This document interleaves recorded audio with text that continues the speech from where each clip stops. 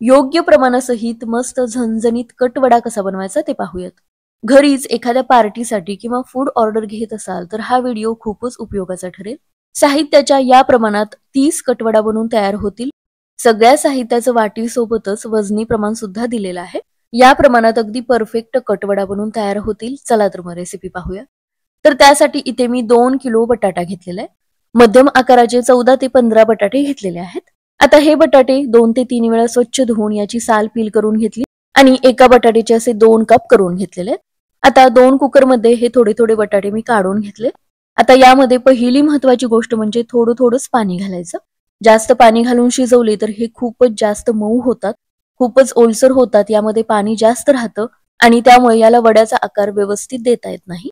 त्यामुळे फक्त दोन्ही कुकरमध्ये फक्त अर्धी वाटी पाणी घातलेलं आहे. थोडंसं मीठ घालायचं आणि झाकण लावून मंद आचेवरच फक्त 2 शिट्ट्या करून घ्यायच्या. वड्यांसाठी बटाटे आपल्याला जास्त मऊ शिजवायचे नाहीत. बटाटे आपण जसे उकडून घेतो तसेच हे आपल्याला शिजवून घ्यायचे. त्यामुळेच कमी पाण्याचा वापर करून मंद आचेवरच फक्त 2 शिट्ट्या करून घ्यायच्या. 2 शिट्ट्या झाल्यानंतर कुकर थोडासा थंड झालेला आहे आणि हे पहा आतपर्यंत बटाटे छान शिजलेले आहेत पण जास्त मऊ झालेले नाहीत.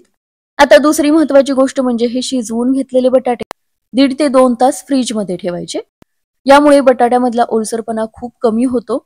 तर हे पहा अजिबात यामध्ये ओलसरपणा नाही आणि त्यामुळे भाजी सुद्धा जास्त ओलसर बनणार नाही. वड्यांना शेप सुद्धा चांगला देता येईल.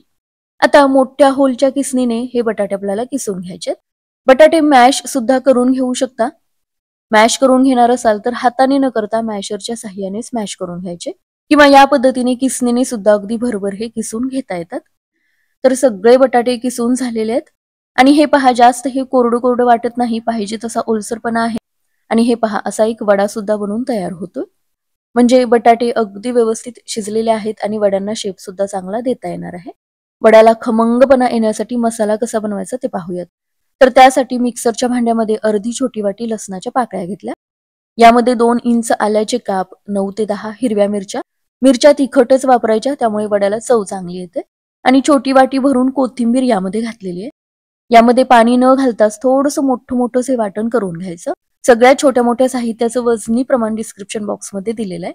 तर खमंग आणि झणझणीत हा मसाला बनवून तयार झालेला आहे. आता बटाट्याची भाजी करायला घेऊयात. तर त्यासाठी एका कढईमध्ये पाव कप तेल घेतलं. तेल चांगलं गरम झालं की यामध्ये 1 चमचा मोहरी आणि 1 चमचा जिरे घेतले. त्यासोबतच अर्धा चमचा हिंग घेतलेला आहे. थोडीशी कढीपत्त्याची पाने घेऊन यावरती झाकण ठेवलं. म्हणजे या फोडणीच्या फ्लेवरमुळे भाजीला खमंगपणा मस्त येतो. आता यामध्ये वाटून घेतलेला सगळा मसाला काढून घेतला. हा मसाला आपल्याला जास्त वेळ तेलावरती परतून घ्यायचा नाही. तर फक्त काही सेकंदच तेलामध्ये हा परतून घ्यायचा. याचा कच्चा फ्लेवर पूर्णपणे आपल्याला घालवायचा नाही. थोडासा हा मसाला कच्चाच ठेवायचा, यामुळे भाजीला खूप छान खमंगपणा येतो.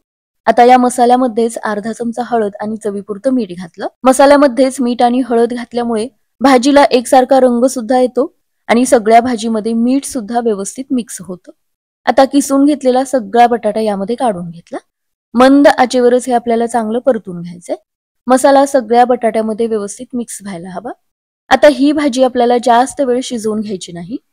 सगळं चांगलं मिक्स करून झालं की यामध्ये लगेचच 1 चमचा आमचूर पावडर किंवा चाट मसाला घालायचा.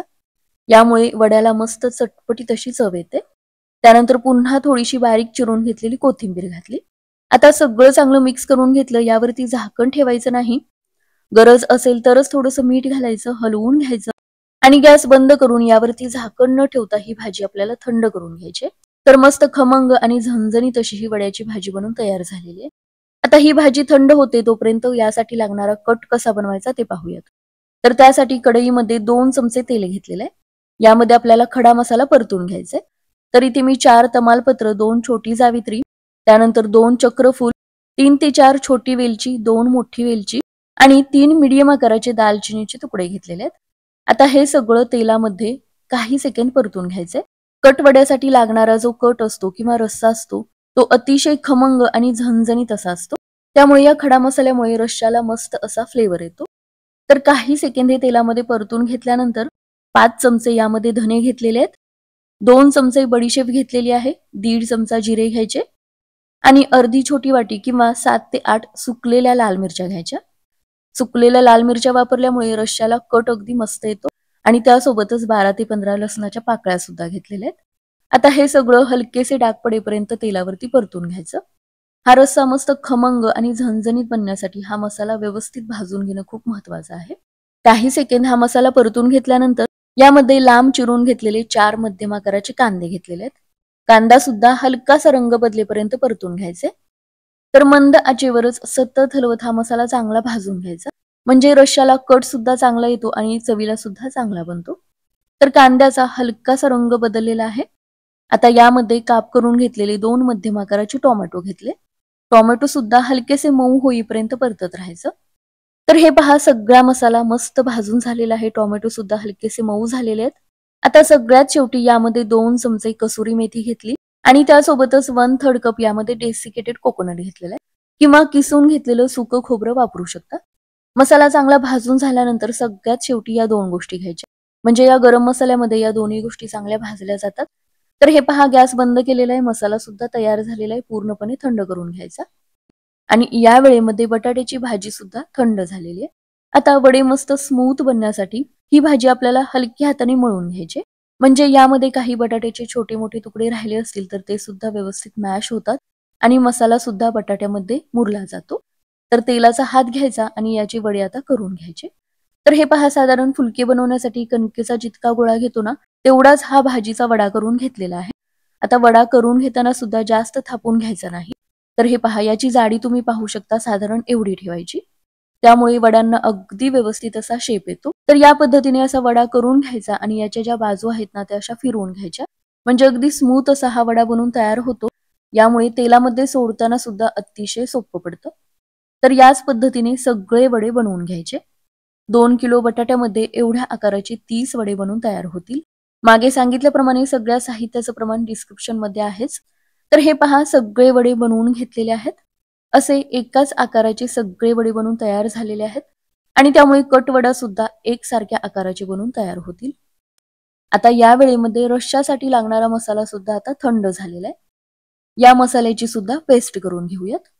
तर थोडा थोडा मसाला मिक्सरच्या भांड्यामध्ये काढून घ्यायचा. यामध्ये थोडंसं पाणी घालायचं आणि अगदी बारीक अशी पेस्ट करून घ्यायची. अगदी बारीक पेस्ट बनवून घेतली तर रस्सा अगदी व्यवस्थित मिळून येतो. अगदी परफेक्ट त्याला कन्सिस्टन्सी येते. तर हे पहा या पद्धतीने थोडा थोडा मसाला मिक्सरच्या भांड्यामध्ये घेऊन थोडंसं पाणी घेऊन सगळी पेस्ट करून घेतली. तर वडे सुद्धा बनवून तयार झालेले आहेत आणि रश्श्यासाठी लागणारा मसाला सुद्धा तयार आहे. आता सुरुवातीला रस्सा बनवून घेऊयात. तर त्यासाठी कढईमध्ये पाव कप तेल घेतलेलं आहे. यामध्ये अर्धा चमचा जिरे आणि अर्धा चमचा हिंग पावडर घेतली. थोडीशी कढीपत्त्याची पाने घेऊन यावरती झाकण ठेवलं. म्हणजे रश्श्याला सुद्धा मस्त फोडणीचा फ्लेवर मिळतो. या रश्श्याला मस्त कट येण्यासाठी तेलामध्येच आपल्याला लाल तिखट घालायचंय. तर इथे मी 4 चमचे काश्मीरी लाल तिखट घेतलेलं आहे. मंद आचेवरच फक्त काही सेकंदच हे तेलामध्ये परतून घ्यायचं. लगेचच यामध्ये बनवून घेतलेला सगळा मसाला काढून घेतला. लाल तिखट तेलामध्ये टाकल्यानंतर अजिबात करपू द्यायचं नाही. नाहीतर रश्श्याचा फ्लेवर पूर्णपणे बिघडू शकतो. त्यामुळे लगेचच हा वाटून घेतलेला मसाला घालायचा. हा मसाला तेल सुटेपर्यंत चांगला परतून घ्यायचा. आता रश्श्याला जास्तच कट तुम्हाला पाहिजे असेल तर फोडणीसाठी तेलाचं प्रमाण थोडंसं वाढवू शकता. या मसाल्याला चांगलं तेल सुटल्यानंतर यामध्ये गरम पाणी घालायचं. तर 30 कटवड्यासाठी 30 कप पाणी इथे मी गरम करून घेतलेलं होतं. म्हणजे अगदी प्रमाणातच हा रस्सा सुद्धा बनवून तयार होईल. आता यामध्ये चवीपुरतं मीठ घालायचं आणि सगळं चांगलं मिक्स करून घ्यायचं. हवं तर यामध्ये गोडा मसाला किंवा गरम मसाला सुद्धा वापरू शकता. खडा मसाला यामध्ये आहेच त्यामुळे मी गोडा मसाला वापरलेला नाही. तर याला उकळी काढून मंद आचेवरच अर्धा तास हा रस्सा मी शिजवून घेतलेला आहे. हे पहा याला मस्त कट सुद्धा आलेला आहे आणि रस्सा अगदी मिळून आलेला आहे. मस्त झणझणीत असा हा कट वड्याचा रस्सा बनून तयार झालेला आहे. आता वडा बनवण्यासाठी इथे मी 4 कप बेसन घेतलेलं आहे. त्यासोबतच पाव कप तांदळाचं पीठ घेतलेलं आहे. थोडंसं तांदळाचं पीठ वापरल्यामुळे वड्याचा लेयर अगदी परफेक्ट बनून तयार होतो. आता बेसन आणि तांदळाचं पीठ दोन्ही एकत्र चाळून घेतलं. यामध्ये 1.5 चमचा मीठ घेतलेला आहे, 1 चमचा हळद घेतलेली आहे, अर्धा चमचा हिंग घेतलेला आहे आणि 1 चमचा ओवा हाताने चुरडून घेतलेला आहे. हे सगळे कोरडी जिन्नस छान मिक्स करून घेतले. आता यामध्ये थोडं थोडं पाणी घालायचं आणि याचं एक बॅटर बनवून घ्यायचंय. वड्यावरती बेसनचा अगदी परफेक्ट लेयर येण्यासाठी पाण्याचं प्रमाण खूप महत्वाचं आहे. त्यामुळे थोडं थोडंच पाणी घालून हे आपल्याला हलवून घ्यायचंय. म्हणजे बेसनच्या गाठी सुद्धा होत नाहीत आणि अगदी परफेक्ट कन्सिस्टन्सीचं हे बॅटर बनून तयार होतं. हे पहा स्पॅच्युलेच्या मागे असा एक बेसनचा लेयर तयार झालाय. वड्यांवरती सुद्धा असाच याचा लेअर बनून तयार होतो. तर यामध्ये इतकं पाणी घालायचं, बॅटरची कन्सिस्टन्सी आपल्याला अशीच ठेवायची. सगळ्यात शेवटी अर्धा टीस्पून बेकिंग सोडा घालायचा आणि छान मिक्स करून घ्यायचं. वड्यांचा लेअर मस्त कुरकुरीत होण्यासाठी यामध्ये आपल्याला तेलाचं मोहन घालायचंय. तर फक्त 2 चमचे गरम तेलाचं मोहन घालायचंय. यापेक्षा जास्त तेल यामध्ये वापरायचं नाही. गरम तेल घातल्यानंतर लगेचच छान मिक्स करून घ्यायचं. यामुळे वड्यांचा लेअर मस्त कुरकुरीत बनतो. गरम गरम वडे खाताना लेअरचा कुरकुरीतपणा लगेच जाणवतो. आता कढईमध्ये तेल चांगलं गरम करून घेतलेलं आहे. वडे तळून घेऊयात. आता वड्याच्या सगळ्या बाजूनी एकसारखा बेसनचा लेअर येण्यासाठी बॅटरमध्ये हा वडा स्पॅच्युलेच्या साहाय्याने असा खालवर करून घ्यायचा. म्हणजे सगळ्या बाजूनी या भाजीला व्यवस्थित बेसन चिकटलं जातं. सगळ्या बाजूनी बेसनचा एकसारखा लेअर तयार होतो. उरलेलं जे स्पॅच्युलामधलं बॅटर आहे ते भांड्यामध्येच असं काढून घ्यायचं आणि अलगदपणे हा वडा तेलामध्ये सोडून द्यायचा.